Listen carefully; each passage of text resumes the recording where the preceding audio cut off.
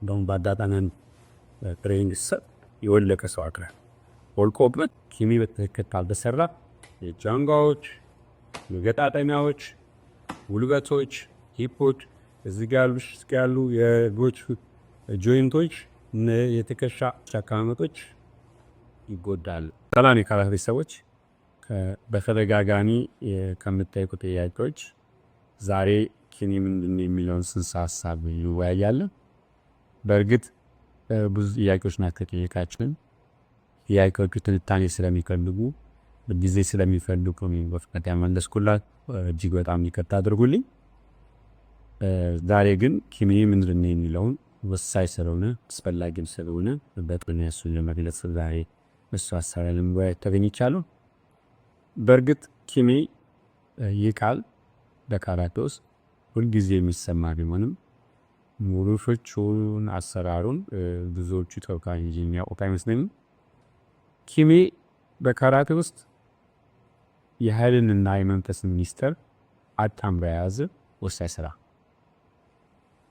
ኬሚሮ ከሚባለው ከጃፓን ቃል የመጣ ሲሆን ትርጉሙ መወሰን፣ ማጠናቀቅ፣ መፍታት ማለት ነው።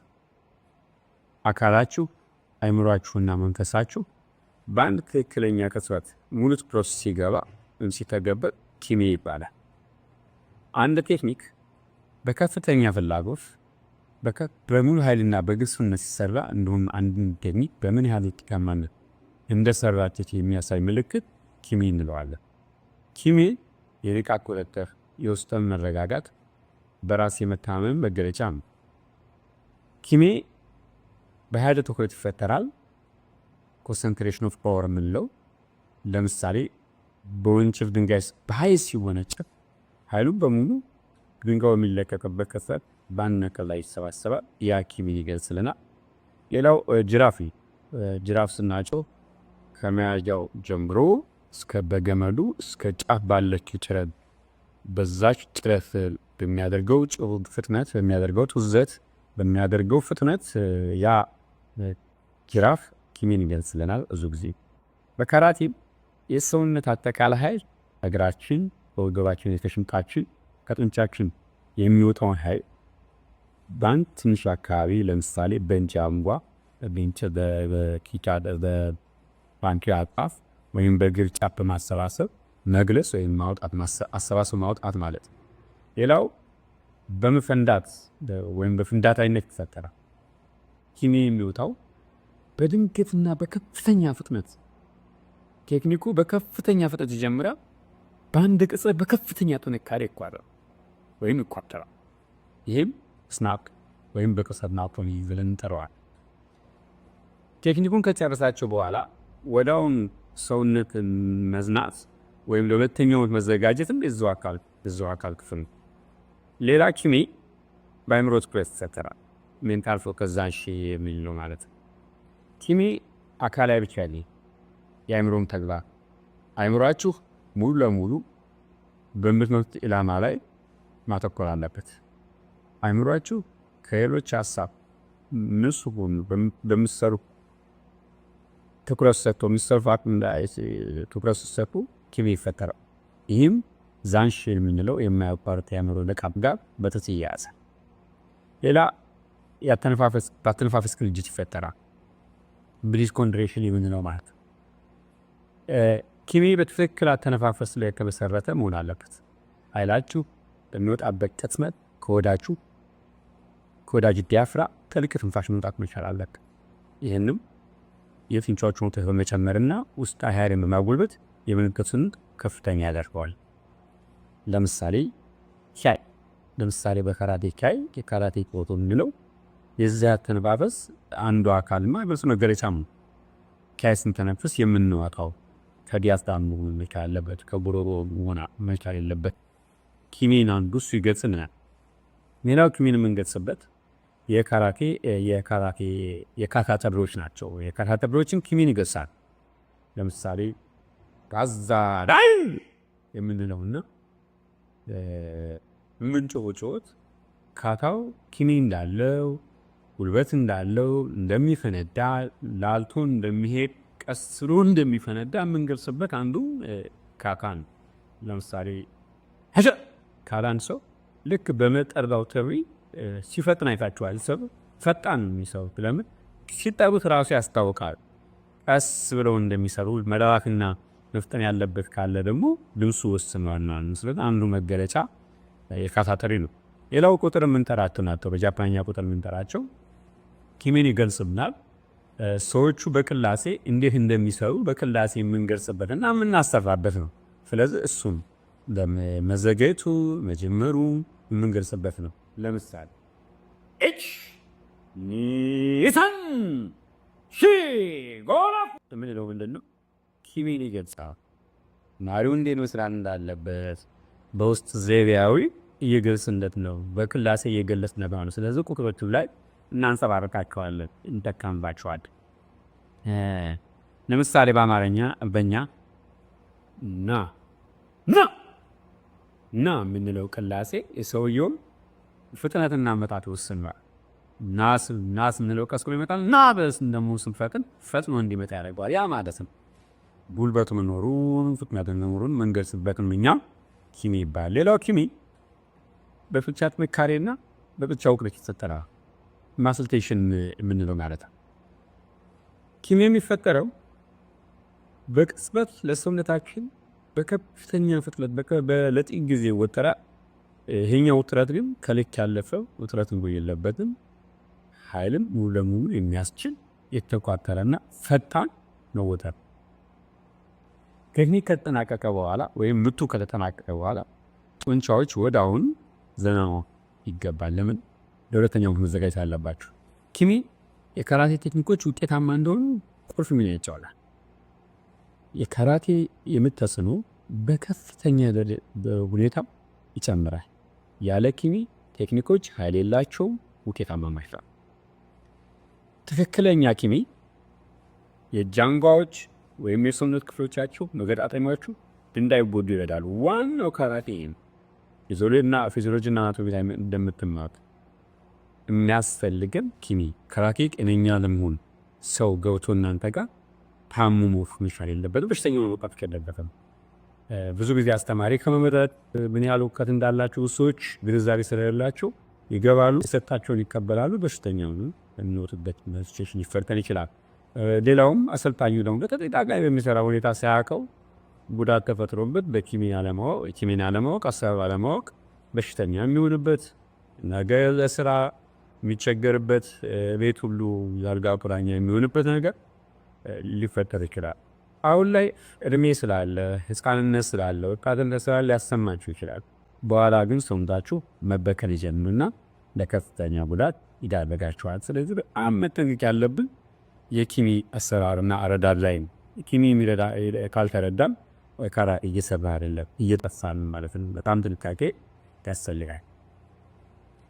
በካራቴ ውስጥ ኪሜ መጠቀም ካልቻል በመገጣጠሚያ ውስጥ የሚገኝ ስቱቬኒያል ፈሳሽ የሚባል ከመጠን በላይ በመፋተግ እንዲሸረሸረ ወይም እንዲጎዳ ያለ። ይህም አጥንቶች እርስ በርስ ስለሚፋተጉ ለጉዳት እንዳረጋለን ማለት ነው። ይህ ፈሳሽ በመገጣጠሚያዎች ውስጥ ግጭትን በመቀነስ አጥንቶች በቀላሉ እንዲንቀሳቀስ ይረዳል። እንዲሁም ለመገጣጠሚያዎች ካርትሌጅ የሚባል ነገር ያቀርባል። ብዙ ጊዜ እንደ ሳይንሱ እነዚህ ጉዳቶች ከእድሜ ከአካል ጉዳተኝነት ከመጠን በላይ ውፍረት ከተደጋጋሚ እንቅስቃሴዎች ይፈጠራሉ። ተደጋጋሚ ማለት ደግሞ የኛ ማለት ተደጋጋሚ ብዙ ጊዜ ስለሚሰነዝ በደጋጋሚ ስለሚንቀሳቀስ ከአለ ሳይንስ ከሰራም ያ ጆይንት አላግባብ ከሆነ ኪሜ የሌለው ስራ ከሆነ ተጎድተን ሌላ ነገር እንፈጠርብናል ማለት ነው። በሰውነት መገጣጠሚያ ላይ ከመጠን በላይ እንዳይከፈትም እንዳይዘረጋ የሚያደርጉ የሰውነቶች የተለያዩ አጥንቶች አሉ። ይህን የሚከላከሉልን ለአጥንት መረጋጋት የሚሰጡልን ቲማቶች ወይም ሊጋመንትስ ወይም ማሰስ ጡንቻዎች የምንላቸው ማለት ነው። እነሱም ይጎዳሉ። ለምሳሌ ፎን ፋይበር፣ ፍታይ ፋይበር ምናምን የሚባሉ ፋይበሮች ጥቃቅን ፋይበሮች አሉ። እነዛ ፋይበሮች ካለእድሜያችን እንዲጎዱ እንዲበጣጠሱ እናደርጋቸውና በጣም ጉዳት ካለ ከፍተኛ ጥንቃቄ ያስፈልጋል። ለምሳሌ ክን መገጣጠሚያ ብናይ ኤልቦ ጆይንት ሶስት የአጥንት አካፋይ ሁመርስ፣ ኩልናና ረዲየስ ይባላሉ። በውስጡ ያቀፋቸው ለእነዚህ ዝርጋትና መታቀፍ የሚያገለግሉ አጥንቶች አሉ። ይህም ከመጠን በላይ እንዳይዘረጋና እንዳይከፈት የሚያደርጉ አጥንቶች ናቸው። ይሄ አጥንት ሁምና ብለን እንጠራዋለን። ይህን ሁምና ኤሌክትራሎን የሚባለው አጥንት ትልቅ ሚና ይጫወትለታል። ይህን እንዳይጎዱ መጠበቅ አለብን ማለት ነው። ሊጋመንትስ እንድ መረጋጋት አስፈላጊ ናቸው። እንደ ስልሳቸው ለማያያዝ ከመጠን በላይ እንቅስቃሴ እንዳይዘረጋና እንዳይንቀሳቀስ ይከላከላል። ለምሳሌ ክርን ላይ ኢግመንታል፣ ኦክሲላፊሊያር ሊጋመንት የሚባል አቤሊያን ሊጋመንት የሚባሉ አሉ። እነዚህ ሊጋመንቶች በጣም ለአጥንቶች ወሳኝ ስለሆኑ እነሱም ልንከባከብና እንዳይበከሱ እንዳይጎዱ ኪሚ ያደርጋል ማለት ነው በካራቴ ውስጥ። ሌላ ኪሚ በአእምሮ ጥንካሬ ይፈጠራል። ኪሚ የመወሰን ችሎታችንንና ቁርጠኝነታችንን ያንጸባርቃል። ይህም በራሳችን ያለን መተማመን የአእምሮ ጥንካሬያችንን ያሳድግልናል። በውድድር ወቅት ቁጥጥር ልናደርግ ይረዳናል። ኪሚ ያለው ቴክኒክ ተቋሚ ሊያስደነግጥና ምላሽ እንዳይሰጥ አቅሙን ሊያዳክምበት ይችላል። ሌላ መንፈሳዊ ኪሚ የምንለው ነው። ስፒሪቹዋል ኪሚ ጥልቅ ግንዛቤ ብለን የምንጠራው ኪሚ ከአካላዊ ቴክኒክ ሲያልፍ ወደ ጥልቃዊ መንፈሳዊ ደረጃ ይሸጋገራል። እያንዳንዱን እንቅስቃሴ በንቃተ ህሊና በብልጠትና በኋላ መስራት ስንጀምር የካራቴን እንቅስቃሴ መቆጣጠር ጀመራችሁ ማለት ነው።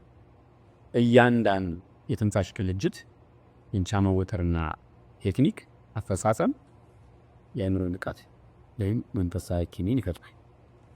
ስፒሪቹዋል ኪሚ ሲዳብር ዝም ብሎ ለሁኔታዎች ምላሽ አንሰጥ፣ ይልቁንስ ከውስጣችን ከማንነታችን ጋር በመገናኘት በግንዛቤና በዓላማ መንቀሳቀስ ይጀምራል ማለት ነው። ከዚህ መንፈሳዊ ግንዛቤ ወይም ስፒሪቹዋል ኪሚ ደግሞ ዮሚ ይፈጠራል። ዮሚ ማለት የተቃዋሚን ሀሳብ መረዳት ወይም የማንበብ ችሎታ ማለት። የውስጥ መረጋጋትና ግልጽነት ሲኖር ሳናይ የመስማትና ያለ ቃል የመረዳት ችሎታ ይመጣል ወይም እናዳብራለን ማለት ያለው ጥልቅ ትንፋሻችሁ እንዴት እንደምትወስዱት ወደ ውሳው ሲመታ ከተከሻ ነው የለበት ያኩዙ ኪሎ ምንሰነዝረው ትስቡታላችሁ። ኢላማ ላይ ሙሉ ትኩረታችሁን ከፊት ላይ ታደርጋላችሁ። ታጣዳለ ታምከውን ትንፋሻችሁ በመውጣት በከፍተኛ ፍጥነት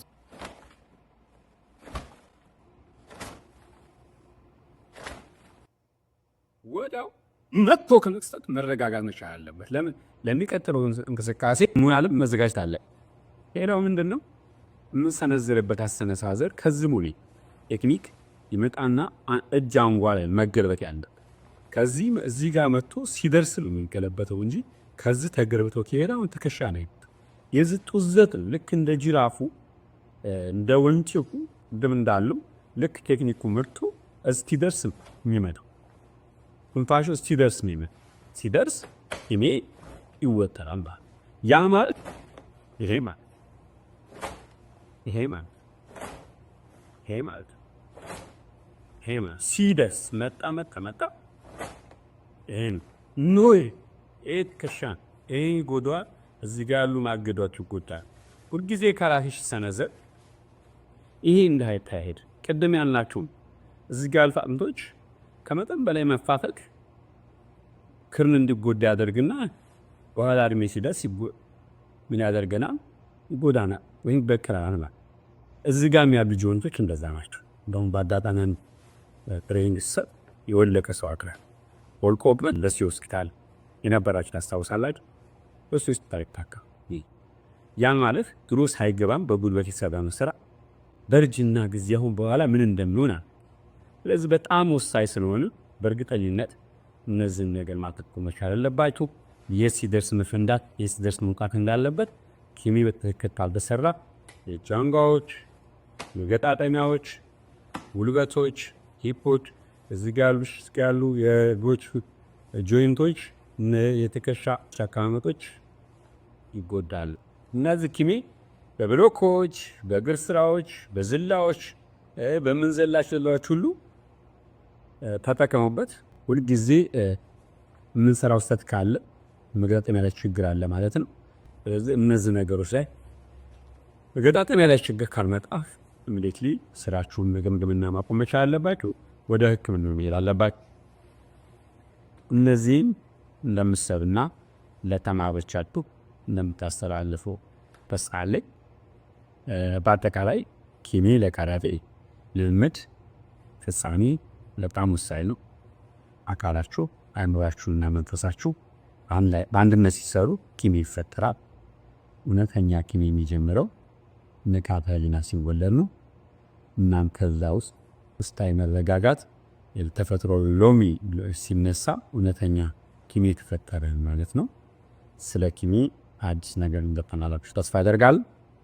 ያላችሁ አስተያየት መጻፍ ትችላላችሁ፣ መጠየቅ ትችላላችሁ። ስለዚህ በዚህ ሁኔታ ላይ ነገር የሚሰሩ ዛሬ እናቀርባለሁ። የሚቀጥለው ሰፋ በሚል ሁኔታ ፖስት ላይ ፖስት ታላችሁ እኛ ጋር ያላችሁ የሌላችሁ ደግሞ እኛ ጋር ናችሁ ደግሞ ተርክተን የምትሉ ግንዛቤ እንዳገኛችሁ አደርጋለሁ። ሰላም